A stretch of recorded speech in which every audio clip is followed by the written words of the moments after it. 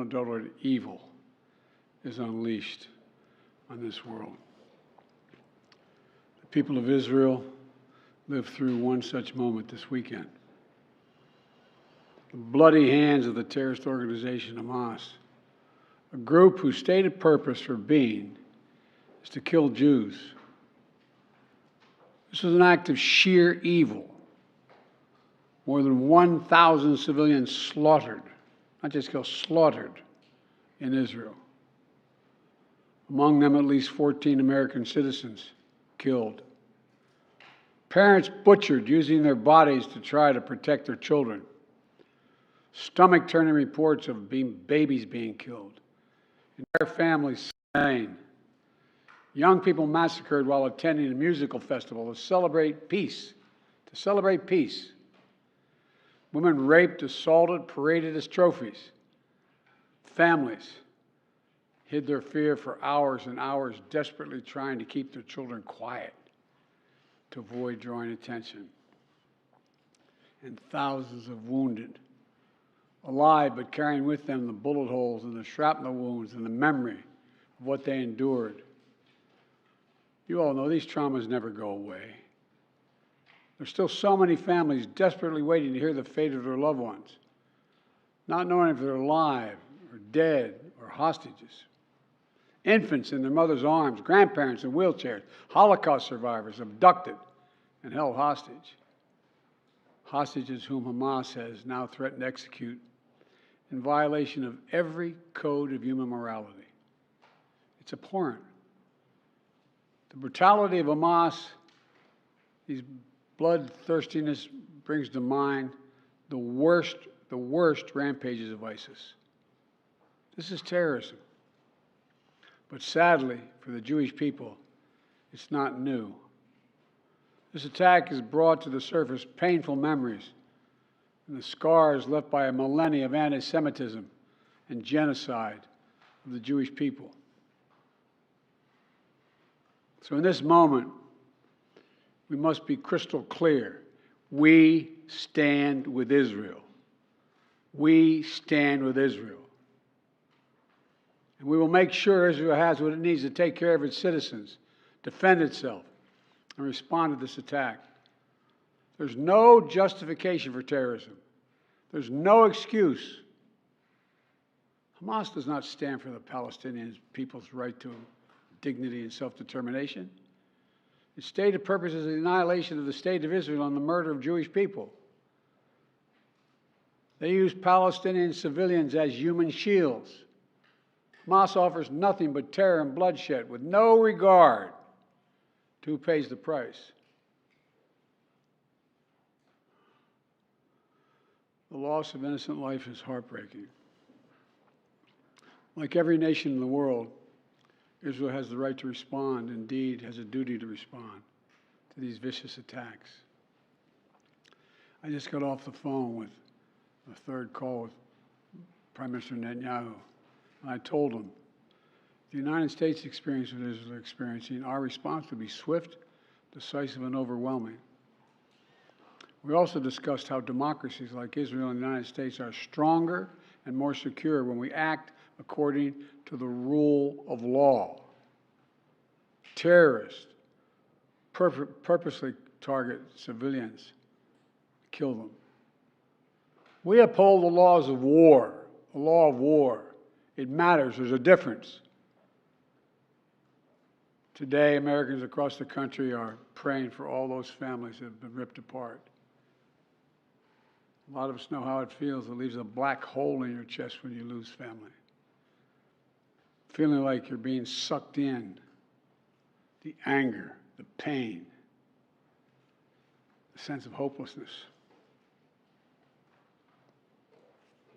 This is what they mean by a human tragedy, an atrocity on an appalling scale.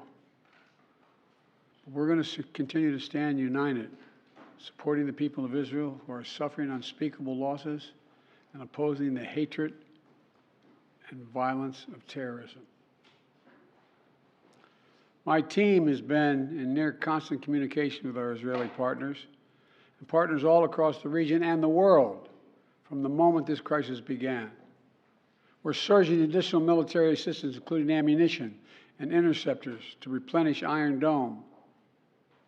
We're going to make sure that Israel does not run out of these critical assets to defend its cities and its citizens. My administration has consulted closely with Congress throughout this crisis. And when Congress returns, we're going to ask them to take urgent action to fund the national security requirements of our critical partners. This is not about party or politics. This is about the security of our world, the security of the United States of America. We now know that American citizens are among those being held by Hamas. I've directed my team to share intelligence and deploy additional experts from across the United States government to consult with and advise Israeli counterparts on hostage recovery efforts. Because as president, I have no higher priority than the safety of Americans being held hostage around the world. The United States has also enhanced our military force posture in the region to strengthen our deterrence. The Department of Defense has moved the USS Gerald R. Ford Carrier Strike Group to the Eastern Mediterranean and bolstered our fighter aircraft presence. And we stand ready to move in additional assets as needed. Let me say again, to any country, any organization, anyone thinking of taking advantage of this situation, I have one word: don't. Don't. Our hearts may be broken, but our resolve is clear. Yesterday, I also spoke with the leaders of France, Germany, Italy, and UK to discuss the latest developments with our European allies and coordinate our united response. This comes on top of days of steady engagement with partners across the region. We're also taking steps at home. In cities across the United States of America, police departments have stepped up, security around centers of Jewish life. The Department of Homeland Security and the Federal Bureau of Investigation are working closely with state and local law enforcement and Jewish community partners to identify and disrupt any domestic threat that could emerge in connection with these horrific attacks.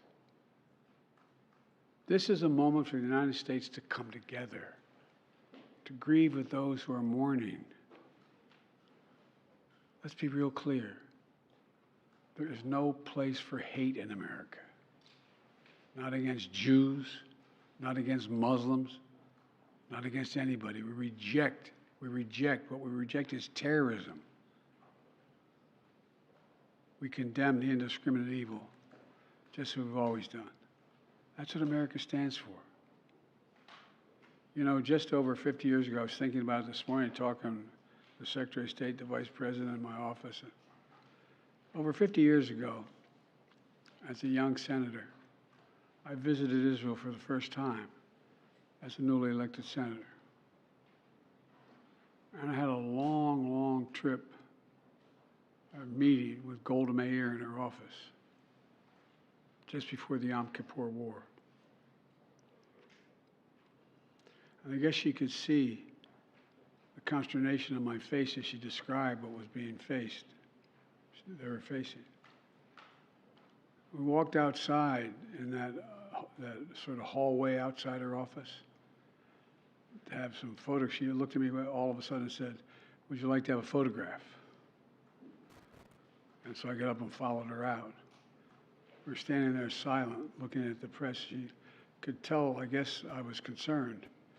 She leaned over and whispered to me, she said, "Don't worry, Senator Biden. We have a secret rep in here in Israel." My word is what she said.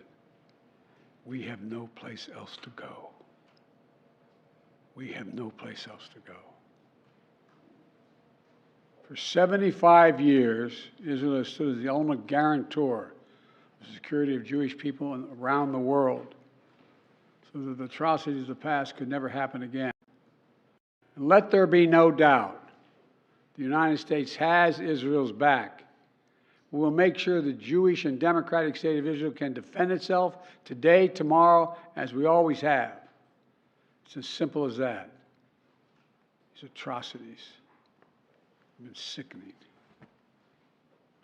We're with Israel. Let's make no mistake. Thank you. Mr. President, what was your reaction?